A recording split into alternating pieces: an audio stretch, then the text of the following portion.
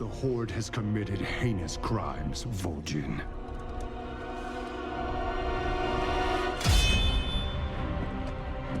But some among you fought against Garrosh's tyranny. For that, I am willing to end this bloodshed. But know this. If your Horde fails to uphold honor as Garrosh did, we will end you.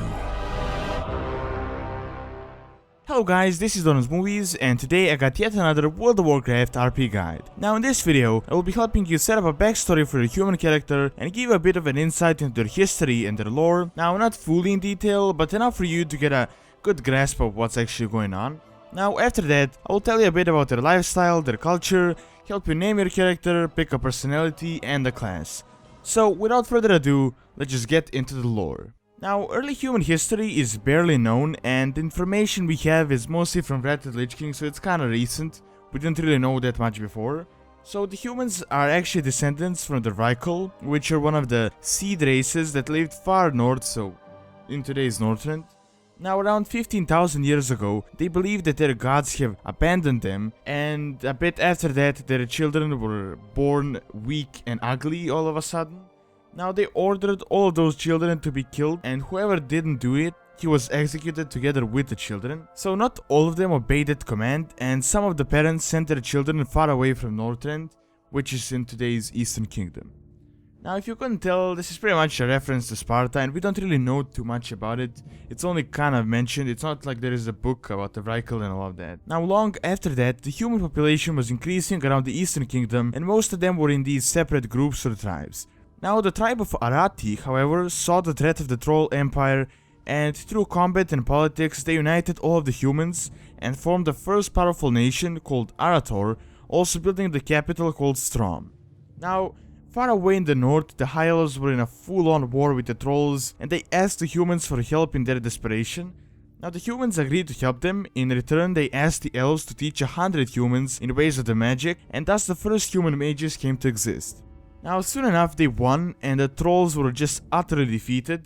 However, the nation of Elterak was split apart and multiple human kingdoms emerged. So Gilneas to the west, we had Elterak, Dalaran and Lordaeron in the northwest, while there is Kultiras in the southwest and Stormwind to the far south. Now the capital Strom was also renamed into Stromgarde and remained a powerful kingdom for itself. Now for quite some time, everything remained at peace until about 35 to 40 years ago, when the first war began. Now in the first war, Stormwind was destroyed and King was killed, and his son Varian Vryn fled to Lordaeron, where all of the leaders decided to unify again and form the first alliance.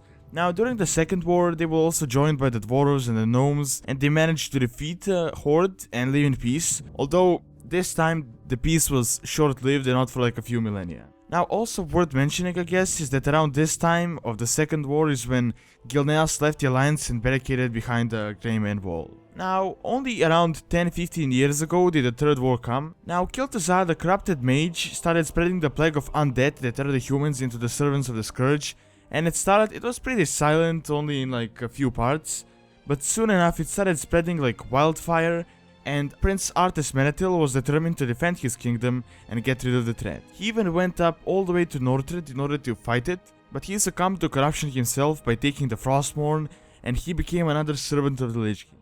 Now later on he destroyed Lordaeron, while Archimonde destroyed Dalaran, and thus the only strong remaining human empire remaining was Stormwind, even though there was Kultiras and Gilneas in Stromgarde. Now after the third war, Stormwind kept growing, and even though their fate was almost gone, the humans turned out to be a mighty force again, with Stormwind rebuilt and all of that. Now lore-wise, not too much happened throughout the expansions, although recently the Gilnean Wall was destroyed, and they joined the alliance once again out of desperation, while we also have the Argent Crusade that is still working on clearing out the Plague Lands and making the lands to what they once were. Now, most recently, Terramore, which is a human stronghold in Kalimdor, was destroyed when Garrosh dropped a mana bomb on it and killed most of the residents, along with the wizard Ronin himself. Alright, now that's all I have for the lore. As I said at the start of the video, this is just a quick summary, so that you kinda get the idea of what's going on.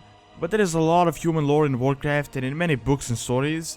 Now, right now I have a few lore lessons on the channel about Anton Lothar, Tyrion Fordring, Terralion, and Dennet Trollbane, so if you want to learn more you can watch those, as they mention certain time periods in their history, although most of them are outdated, so kinda be careful on that one.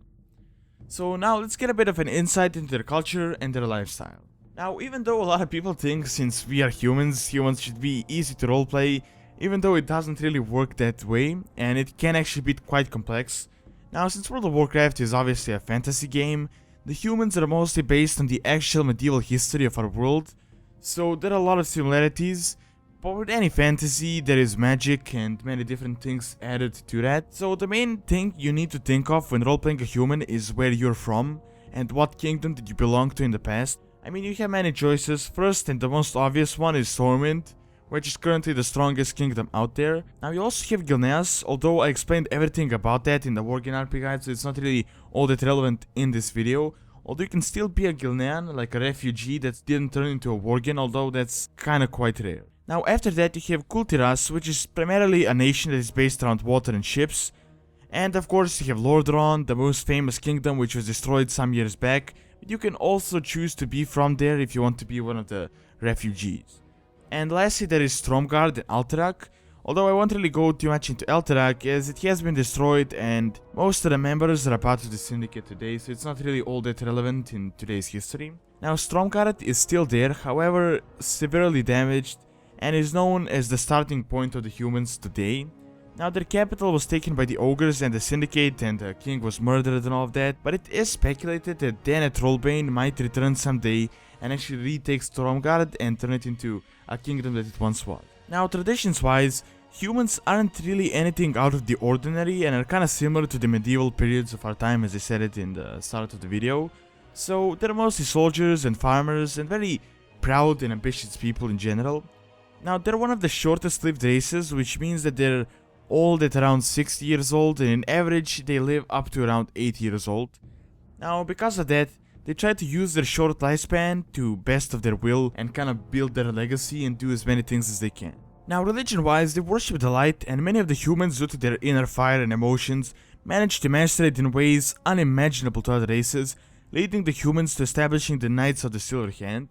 Now they also have many churches and priests all around the kingdoms and all of that. Now also, since the elves taught them the ways of magic, they have been using it and perfecting it and leading to many prominent human mages such as Ronin.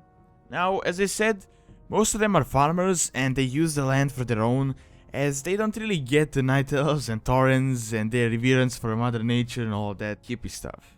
Now appearance wise, they are around the same as the actual humans, so they average around 5 to 6 feet in height, and are more muscular than the elves, although definitely not as stocky as the dwarves. Now when it comes to naming your character, it is usually similar to the most medieval or fantasy human names.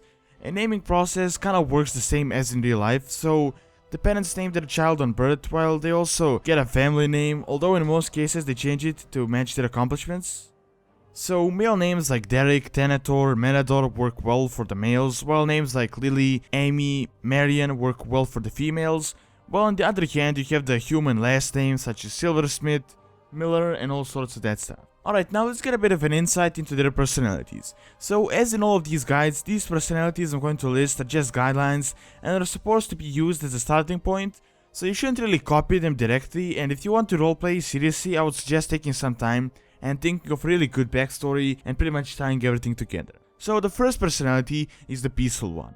Now this personality is quite similar to the initial Jaina Proudmoore character and is willing to do anything to keep peace. However, if the times are dire, you would still defend yourself and your allies. Now in order to do this character, you have to be wise and intelligent and willing to look through your own ego. Alright, next personality is the righteous one. Now this personality is something that would definitely match a paladin or a priest, meaning very wise and very honorable. Now this type wouldn't just do anything for peace, and if something is disturbing it, he would definitely go out of his way to fight it.